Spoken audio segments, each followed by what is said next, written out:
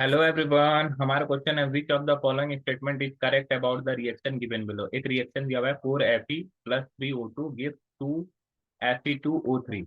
बोला गया है कि कौन सा करेक्ट स्टेटमेंट है, इसके लिए हम लोग को बताना है। पहला है टोटल मास ऑफ आयरन और oxygen in reactant, total mass of iron और oxygen in product, therefore follow law of conservation of mass.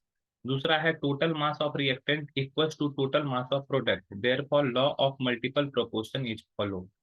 Law of multiple proportion दिया हुआ है यहाँ पे। तीसरा है amount of Fe2O3 can be increase by taking one of the reactant iron और oxygen is access. और चौथा है amount of Fe2O3 product will produce will decrease if the amount of any one of the reactant iron is taken as the excess।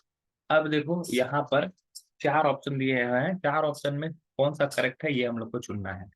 तो अगर हम लोग देखें यहाँ पर रिएक्शन में दिया हुआ है 4Fe+3O2, ये रिएक्शन करने के बाद देता है 3Fe2Fe2O3। तो अगर Fe का एक एटम का वेट अगर नापते हैं तो ऑलमोस्ट 56 होता है। एग्जैक्टली अगर बोलोगे तो 55.85 होता है, लेकिन इसको लगभग 56 लेते हैं इंटू 4, तो ये हो जाएगा 224। और यहाँ पर क्या हो जाएगा, अगर यहाँ पर एक ऑक्सीजन, यहाँ पे 6 ऑक्सीजन है, देखो ठीक है, एक ऑक्सीजन का वेट होता है 16 और ये इसको 6 से मल्टीप्लाई 96।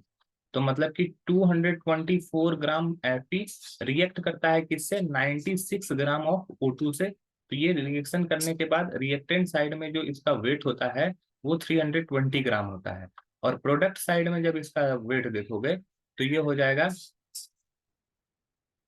अब यहाँ Fe के 2 एटम है, 2 × 56 प्लस यहाँ ऑक्सीजन के 3 एटम है।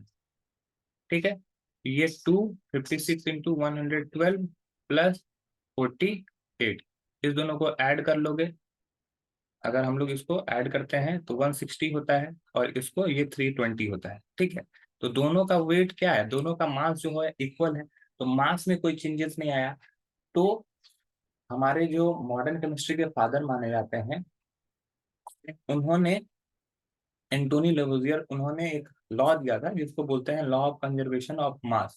उनका मानना था कि रिएक्टेंट के पहले जितना मास रहता है और रिएक्टेंट के रिएक्शन के बाद भी उतना ही मास कंजर्व रहता है।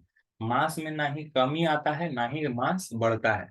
तो ये है लॉ ऑफ कंजर्वेशन ऑफ मास, जो कि पहला स्टेटमेंट में ही दिया हुआ है। तो पहला स्टेटमेंट भी हमारा सही है। अब दूसरा है total mass of reactant equals to total mass of product, therefore law of multiple proportion is follow. Law of multiple proportion कुछ दूसरा चीज है। लॉ ऑफ मल्टीपल प्रोपोर्शन होता है कि अगर मान लो कोई दो एलिमेंट मिलके एक से ज्यादा कंपाउंड बनाता है, तो एक कंपाउंड का जो मास होगा वो फिक्स्ड होगा, सॉरी, एक एलिमेंट का जो मास होगा वो फिक्स्ड होगा और दूसरा एलिमेंट का जो मास का रेशियो निकालोगे वो सिंपल होल नंबर में आएगा। लॉ ऑफ मल्टीपल प्रोपोर्शन का एग्जांपल के थ्रू समझे। जैसे H2O है और H2O2 है, तो यहाँ पे हाइड्रोजन और ऑक्सीजन से ही दो कंपाउंड बना हुआ है, वाटर एंड पेरोक्साइड। तो यहाँ पर देखो कि यहाँ पर हाइड्रोजन का वेट क्या है, 2 है, 2 हाइड्रोजन है, तो ऑक्सीजन का वेट है 60।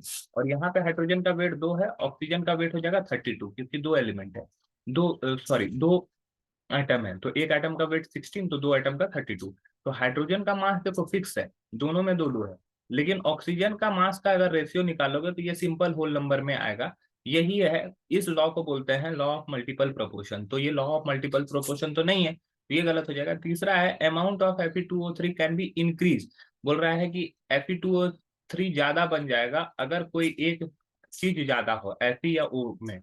तो कोई एक चीज अगर ज्यादा होगा, मान लो Fe अगर ज्यादा है और ऑक्सीजन कम है, तो ऑक्सीजन कम होगा तो ऑक्सीजन जितना ज्यादा, जितना अमाउंट तक रिएक्ट कर पाएगा वहां तक रिएक्शन होगा, उसके बाद रिएक्शन ही रुक जाएगा। रिएक्शन अगर रुक जाएगा तो Fe2O3 ज्यादा नहीं बन पाएगा।